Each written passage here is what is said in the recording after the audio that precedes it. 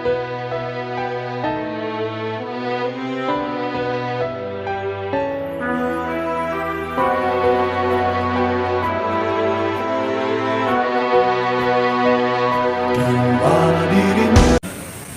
asatid jamaah subuh Masjid Joglo Karyan, semoga diberkahi oleh Allah Subhanahu wa Ta'ala. Amin ya Rabbal. Pada pagi yang berkah ini, izinkan kami menyampaikan satu analisis dari seorang ahli tafsir dari Persia, Fakhruddin Ar-Razi, di dalam tafsirnya Mafatihul Ghaib Ar-Razi, ketika beliau menafsirkan ayat Innal insana lafi khusr, sesungguhnya manusia itu sungguh dalam kerugian. Beliau kemudian memberikan tafsiran bukan hanya di dunia saja, bukan hanya di neraka saja orang merasakan rugi, bahkan orang di surga itu ada rasa rugi.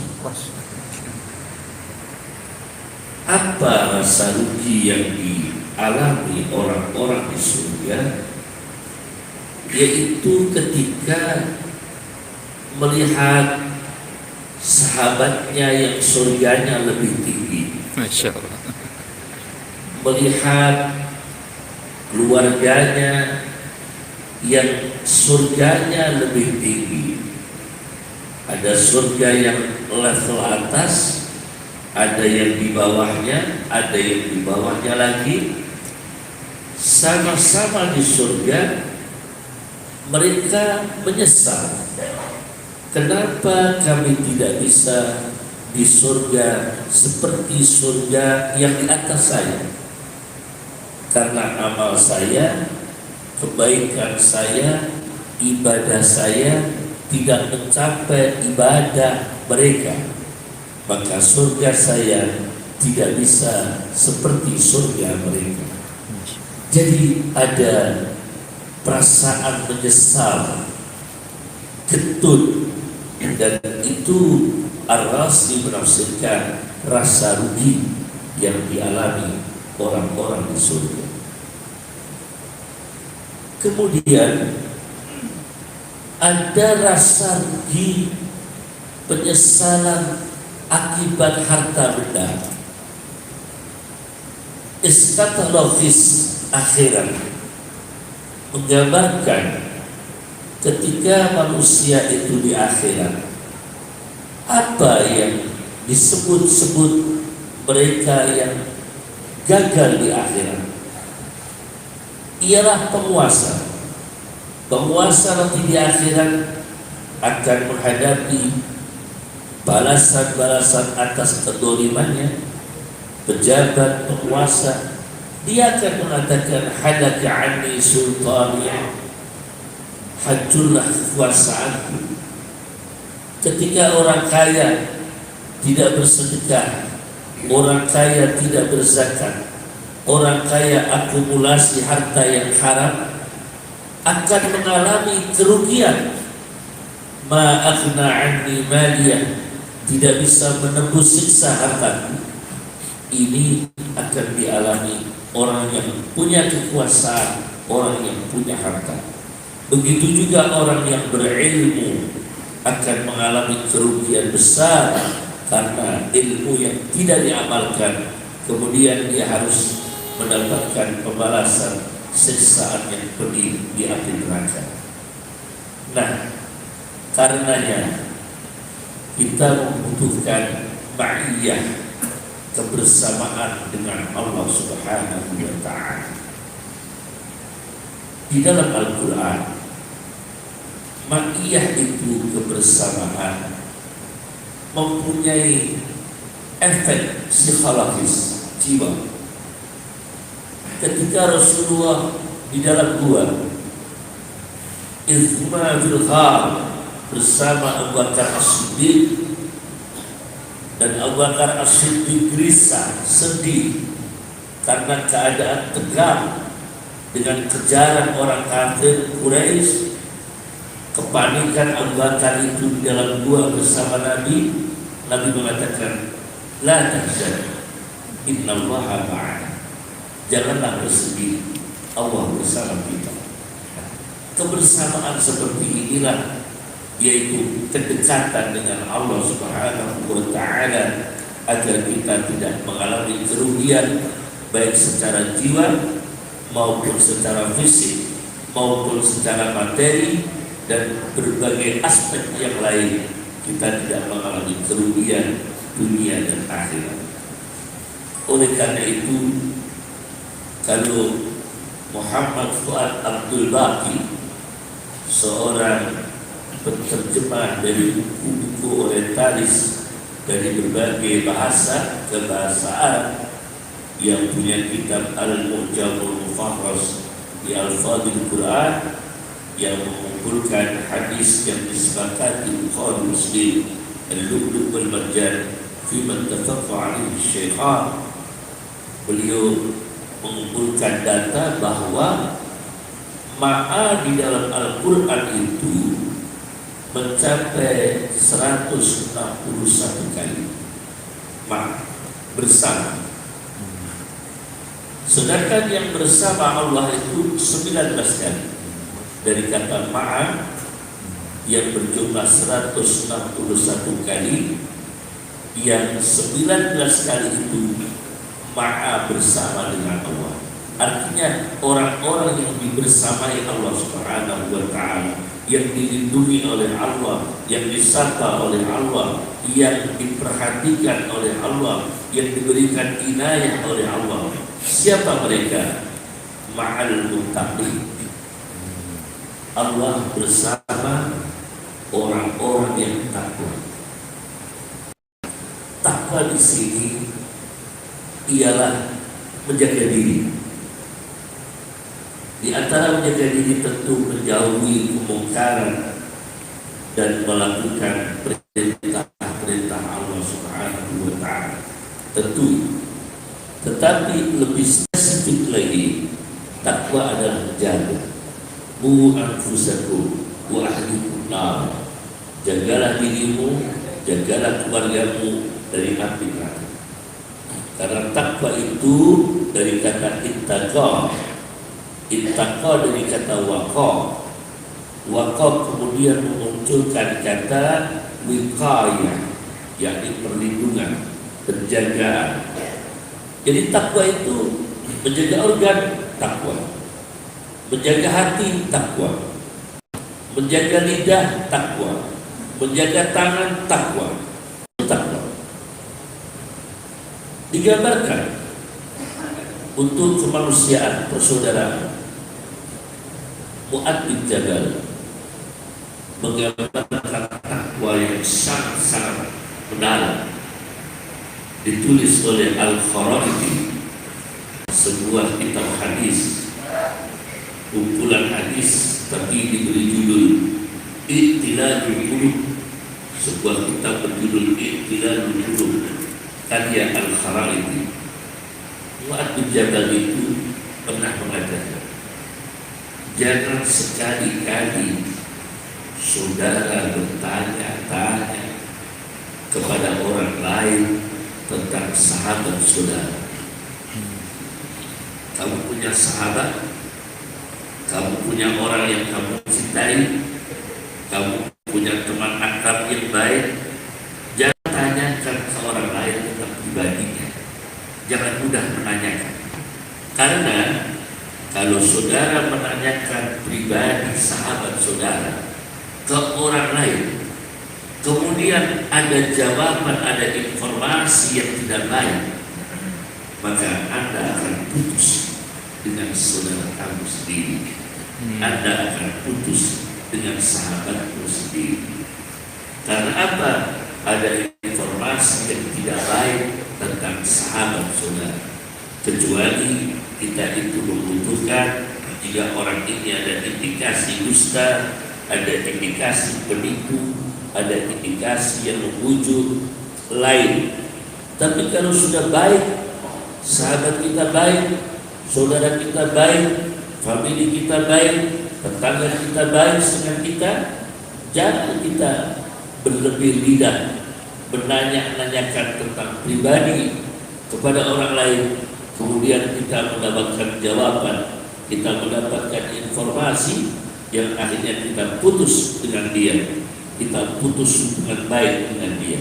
Ini termasuk takwa ini bisa terganggu akibat komunikasi. Jadi takwa itu bisa terganggu karena komunikasi yang salah. Kemudian takwa itu bisa terganggu dengan jiwa yang salah, pikiran yang salah. Ketika kita tahu orang ini tidak berbuat salah, kita tahu dan kita sebagai saksi, kemudian kita menterlantarkan, kita membiarkan dia didolimi orang, kita membiarkan dia disalahkan orang. Padahal orang ini kita tahu tidak salah, dan kita sebagai saksinya dan mampu untuk menyampaikan kalau orang ini tidak salah, kita mendiamkan. Wa may yaktubha fa innahu asimun qalbi. Barang siapa yang menyembunyikan kesaksian, dosa hatinya. Al-Quran bicara menyembunyikan kesaksian, dosa. Nah, ini termasuk mengganggu ketakwaan, ialah dosa hati, tidak adilnya hati manusia. Kemudian yang mengganggu ketakwaan lagi adalah suhdul, ialah gizi yang haram. Gizi yang haram, aklihimus suhdan, memakan makanan yang haram, itu jelas mempengaruhi secara kejiwaan. Bisa Anda baca di dalam referensi Islam seperti Ihya Ulumuddin atau Al-Khuluqul Kamil dan berbagai kitab-kitab yang lain, bahwa pengaruh makanan yang haram itu mempengaruhi perilaku manusia luar biasa, akan mengganggu ketakwaan manusia, adalah rezeki yang haram. Maka Allah ma'al muttaqin, Allah bersama orang-orang yang takwa, ialah menjaga, kita menjaga ini. Ini ma'al muttaqin disebut dalam Al-Quran 3 kali. Dari 19 kali ma'a 161 kali, Allah bersama titik-titik, ma'a itu 19 kali, ma'al muttaqin 3 kali. 3 kali ma'al muttaqin.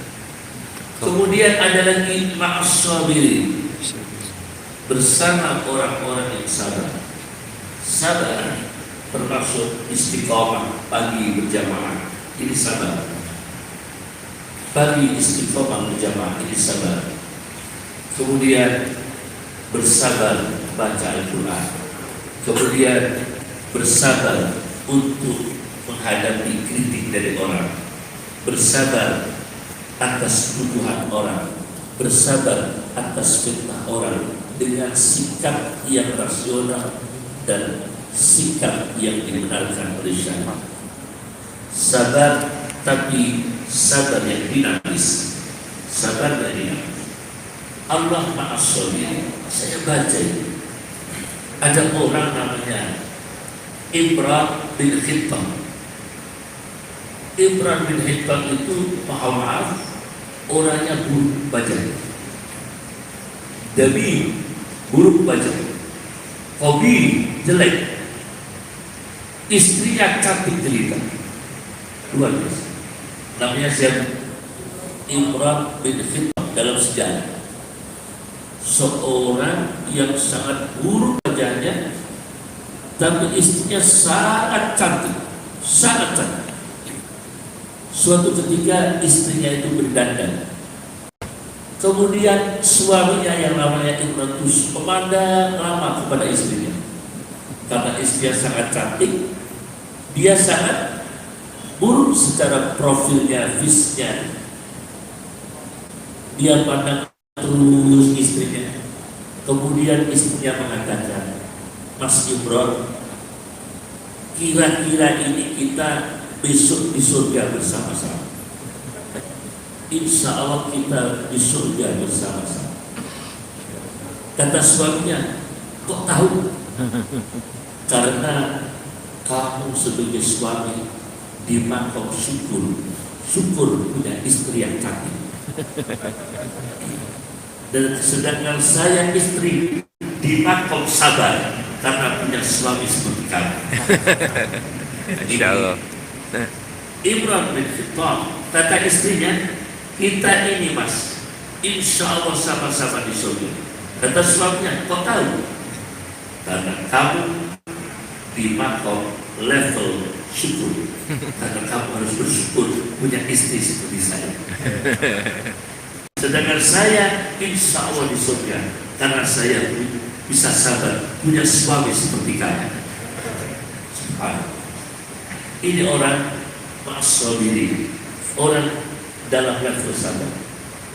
Kita tahu sabar itu seperti yang ditulis oleh Al-Ghazali, juga dikutip oleh Fakhruddin Ar-Razi di dalam tafsirnya Al-Razi.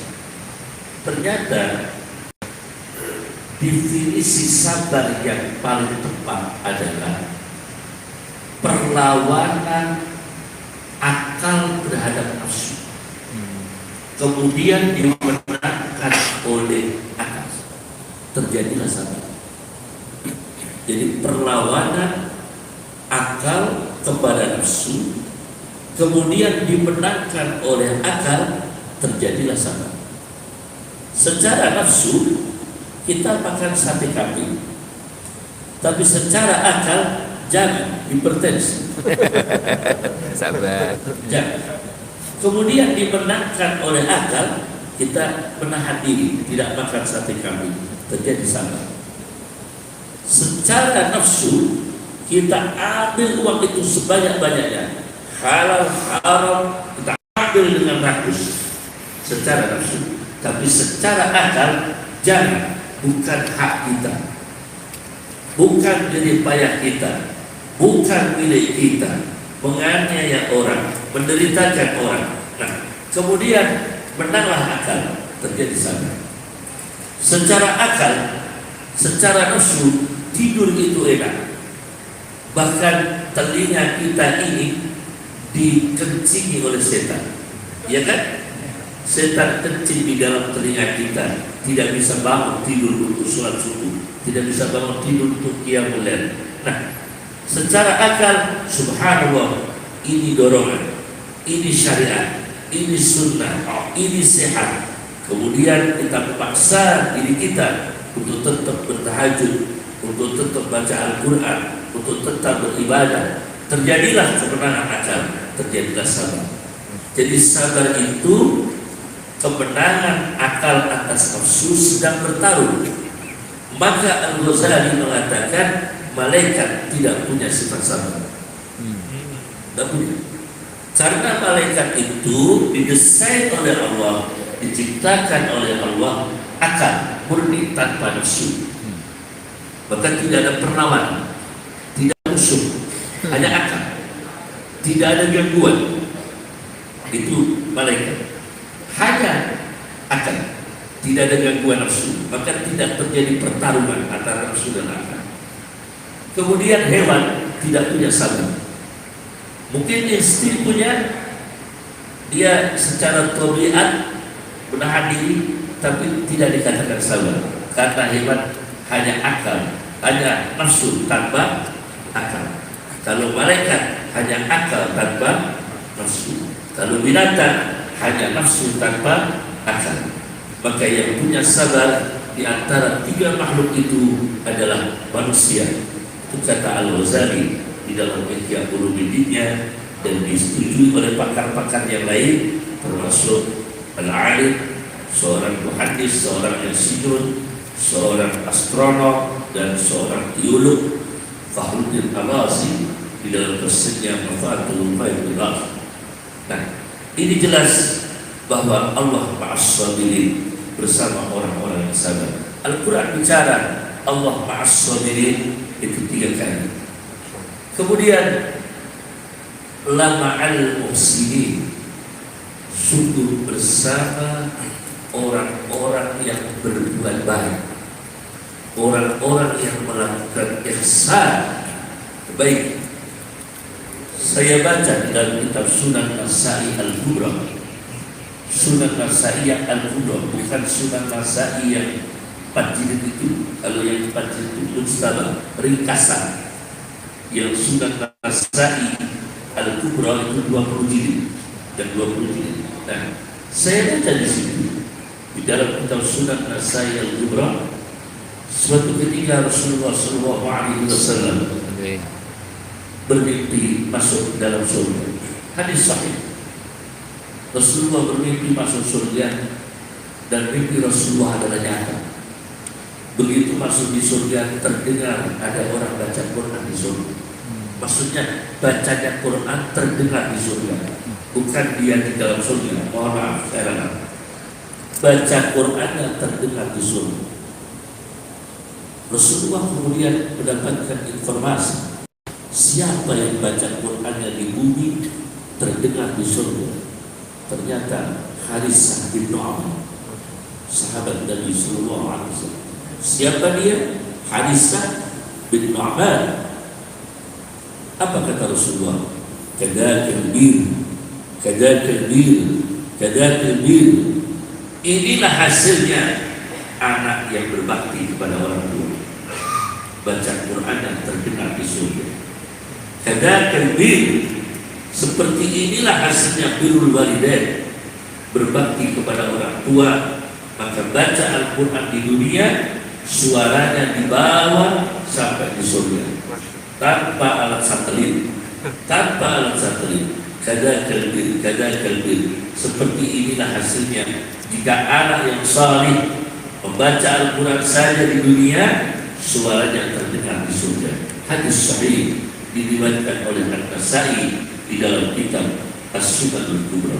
Inilah ma'al muhsinin, sungguh bersama orang-orang yang berbuat baik kepada ibunya, kepada ayahnya, kepada familinya, kepada tetangganya, waljari dzil qurba, tetangganya yang dekat, waljari junubi, tetangganya yang jauh.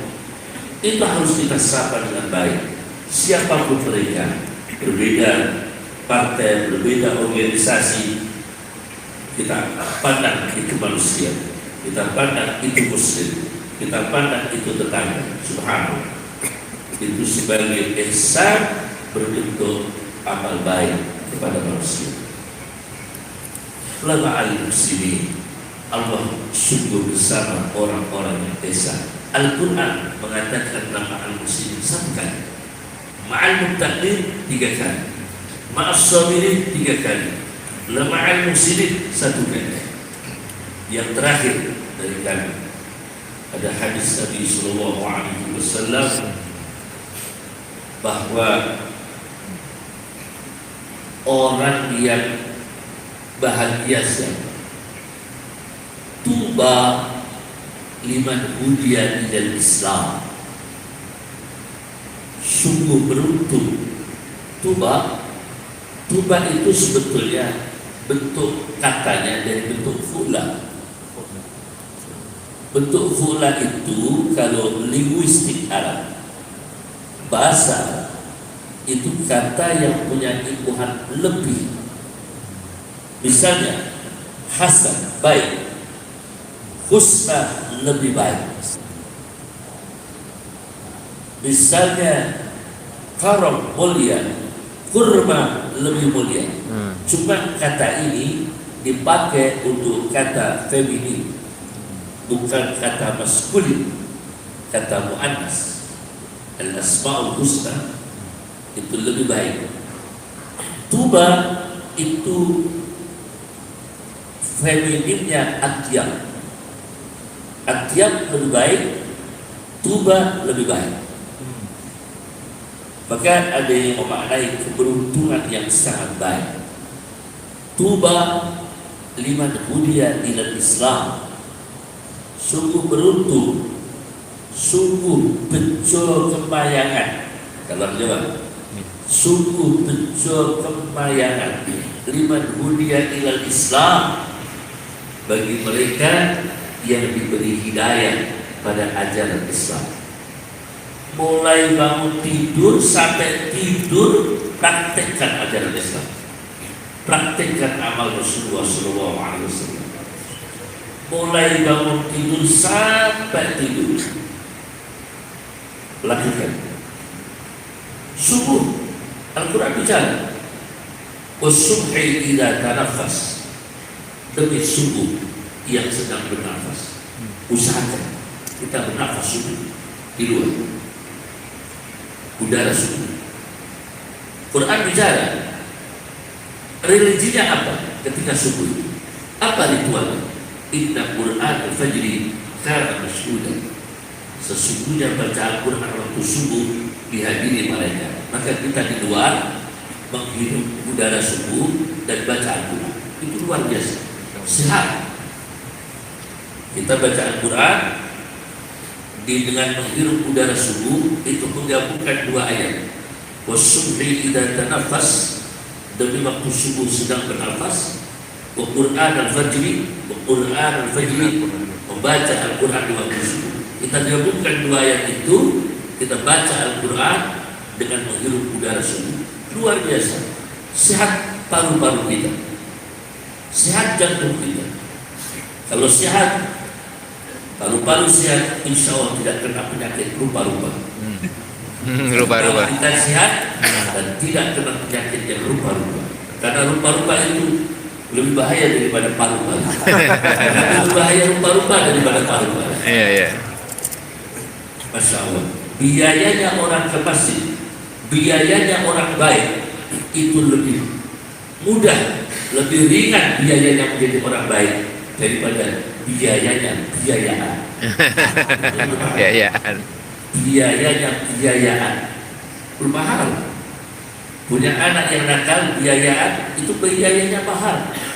Biaya ke masjid lebih murah, biaya beribadah lebih murah. Lebih mahal biayanya biayaan. Nah, ini perlu diketahui. Tekuni, istiqomahkan ajaran Islam, baik yang hal-hal sunnah semampu-mampunya. Makan, ada minum. Jangan minum dulu. Al-Quran bicara, kulu washrabu, makan dulu baru minum. Sunnahnya jangan makan berdiri, jangan makan berdiri dulu. Prasmanan, nah ini perlu dibenahi. Ada prasmanan makan berdiri. Bagaimana? Bukan soal ini, soal sepele, bukan soal sepele. Ini membedakan antara sunnah dan budaya. Membedakan antara sunnah dan budaya itu penting sekali. Karena kita punya jati diri, punya agama. Untuk membedakan antara sunnah dan agama, maka dulu lebih satu. Ada seorang dokter dan pemimpin tarekat dunia, Syekh Rajab-Din dari Syria.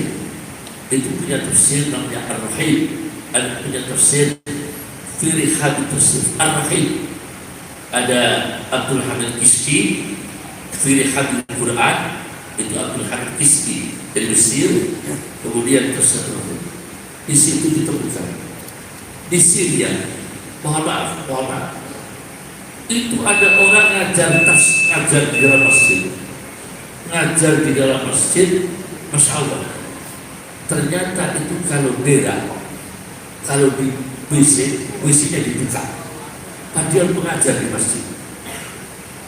Setelah diselidiki, ternyata dia agen Yahudi, tapi lolos mengajar Islam di masjid berpuluh-puluh tahun di Syria. Coba bayangkan. Orang menjadi ustaz di masjid berpuluh-puluh tahun, tapi kalau di WC-nya dibuka. Setelah diselidiki ternyata agen Yahudi. Nah ini yang maka kita sunnahnya itu bagaimana? Yang terakhir dari dia liman hudiya dalam Islam wa kana rizquhu kafafa. Rezekinya itu cukup dan mengendalikan diri dari beta-beta. Wa radiya bihi, dan ridha dengan rezeki yang dicukupi oleh Allah Subhanahu wa taala. Inilah yang bisa saya sampaikan. Mohon maaf atas segala kekurangan. Saya mohon pamit Ustaz Salim Billah dan segenap para ustaz yang lain, karena kami harus ke paman saya yaitu Sal Mahfud yang dulu Islam itu adik kandung ibu saya, jadi saya harus mengisi hall di sana. Insya Allah kita akan ketemu lagi. Amin. Assalamualaikum warahmatullahi wabarakatuh. Waalaikumsalam.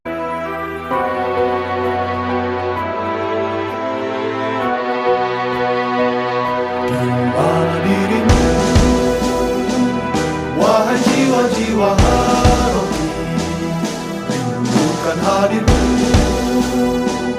kembali bersatu.